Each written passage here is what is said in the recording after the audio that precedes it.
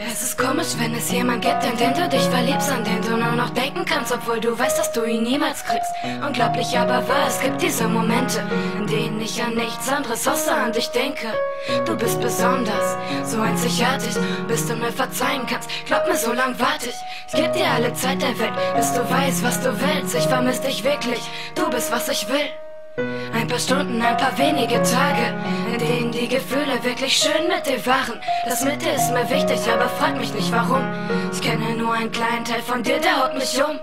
Liebe auf der Tastatur, sowas gab es nicht für mich. Bis der Zeitpunkt kam, an dem verliebte ich mich in dich. Ich hab's verbockt, das weiß ich selber. Glaub mir bitte einfach, ich geb dir mein Wort. Wenn du willst, doppelt und dreifach. Es schien so einfach mit dir, wie niemals zuvor. Weißt du eigentlich, dass ich die Scheißangst verlor? Ich hab so viel gelernt, mit dir mich einfach frei gefühlt. Du hast nicht wie die anderen an Wunden gewühlt.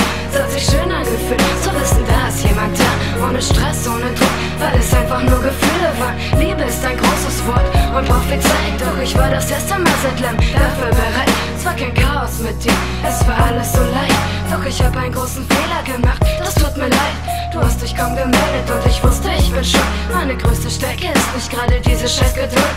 Du hast einmal gesagt, ich will, dass du mein Mädchen bist. Ich will dein Mädchen sein, sag mal, hast du mich vermisst?